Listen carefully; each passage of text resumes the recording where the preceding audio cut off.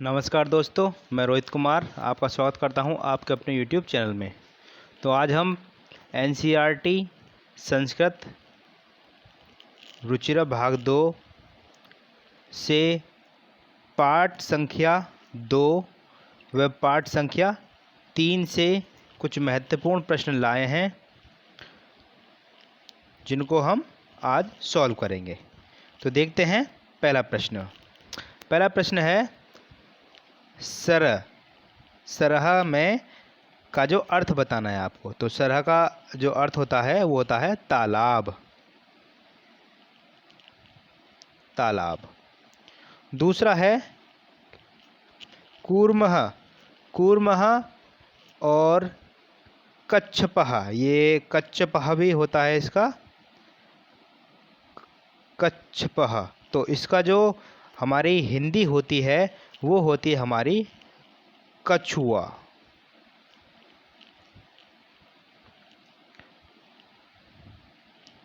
तीसरा प्रश्न है हमारा धीवराह की हिंदी बतानी है। तो धीवरा की हिंदी होती है हमारे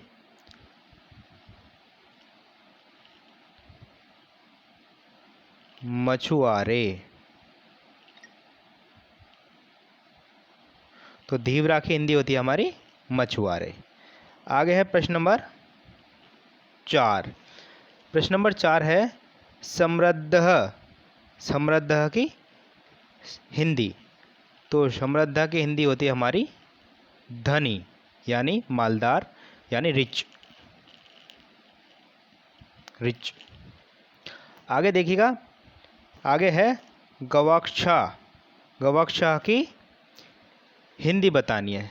तो गवाक्षा की हिंदी होती है हमारी खिड़कियाँ,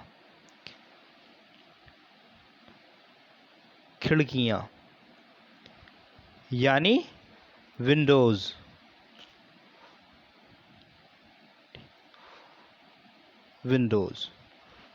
आगे देखेंगे हम प्रश्न नंबर 6 से लेके प्रश्न नंबर 8 तक हम देखेंगे प्रश्न। तो प्रश्न नंबर 6 है किसने किससे कहा, ये प्रश्न है। तो अब हम देखेंगे, पहला है अत्रः कहा उपाय। तो अब क्या उपाय है, ये बात किसने किससे कही? हंसों ने, यानी दोनों हंसों ने कूर्मम से यानी कछुए से।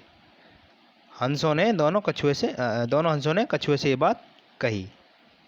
छठे का अब देखते हैं प्रश्न नंबर 7 में का अहम उत्तरम न दास्यामि। मैं उत्तर नहीं दूंगा, ये बात किसने कही? ये बात कही कछुए ने हंसों से। तो कूर्म ने हंसों से, हंसऊ। ठीक है, आगे देखते हैं प्रश्न नंबर 8। यूयम भस्म खाद, कि तुम अब, भस्म का मतलब राख, कि तुम अब राख खाओ। तो ये किसने किससे कही? ये बात कही, ये कही कूर्म ने किससे? गोपाल से। गोपाल यानी जो गाय चराने वाले होते हैं उनसे कही। आगे देखेंगे प्रश्न नंबर 9। प्रश्न नंबर 9 में देखेंगे, प्रश्न नंबर 9 17 संस्कृत बतानी है। 17 की जो संस्कृत होती है तो वो होती है सप्तदश। 17 की जो संस्कृत है हमारी सप्तदश। आगे है प्रश्न नंबर 10 19 की आपको संस्कृत बतानी है। 19 की जो के 3-4 संस्कृत होती हैं, लेकिन हम आपको एक ही बताएंगे, नवदश। एक और होती है जो बहुत ही महत्वपूर्ण होती है, जो अक्सर पूछी जाती है, एकोनविंशति। एकोनविंशति। एक और होती है, वो होती है ऊनविंशति। ये इसके साथ लिखा जाएगा विंशति, ऊनविंशति। अब है प्रश्न नंबर 11, 15 की संस्कृत बतानी है। तो 15 की संस्कृत होती है पंचदश। 15 पंचदश। अब है 9 की संस्कृत बतानी है, 9। तो 9 की होती है, बहुत आसान है, नव। आगे देखेंगे प्रश्न नंबर 12। तो 12 में कुछ प्रश्न नंबर 13। तो 13 में कुछ ऊपर संख्या दी गई हैं और नीचे नीचे इनके जो रिक्त स्थान है वो दिए गए हैं। तो आपको वो सारे ढूंढने हैं। तो शुरू करते हैं, चलिए। प्रश्न नंबर 13। तो डैश डैश डैश ऋतवः भवन्ति। तो यानी कितनी ऋतुएं होती हैं। तो ये पूछा गया है कि ऋतुएं कितनी होती हैं। आपको पता है ऋतुएं होती हैं हमारी 6, यानी षड। तो पहले जो 13 है उसका उत्तर होगा षड। आगे देखेंगे 14, मासः भवन्ति। मासा भवन्ति यानी जो हमारे माह होते हैं वो कितने होते हैं। आपको पता है माह होते हैं हमारे 12। तो 12 की संस्कृत होगी हमारी द्वादश। 12। आगे देखेंगे एकस्मिन् मासे, एक मास में डैश डैश अथवा डैश डैश दिवसा भवन्ति। यानी एक महीने में कितने दिन होते हैं। तो कितने दिन होते हैं। तो होते हमारे 63, यानी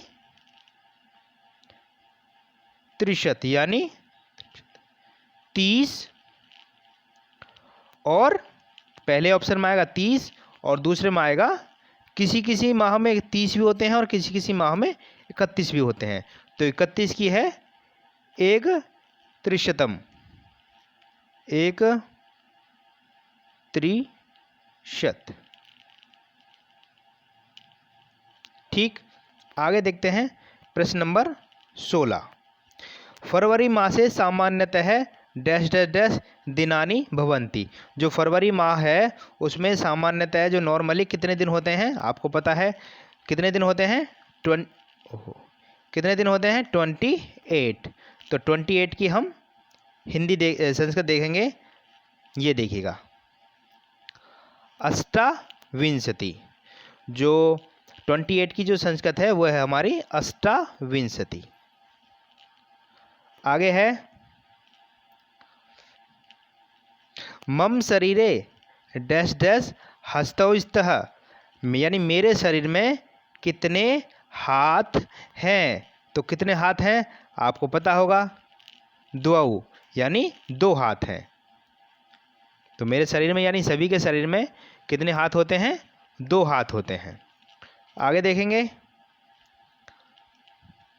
प्रश्न नंबर 18।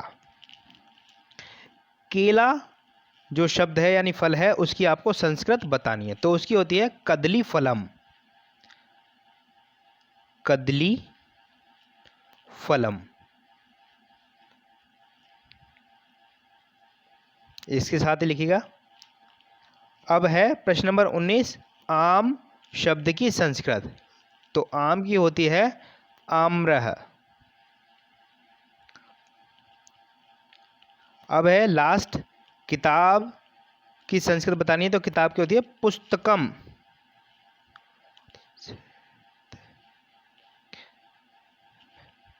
पुस्तकम।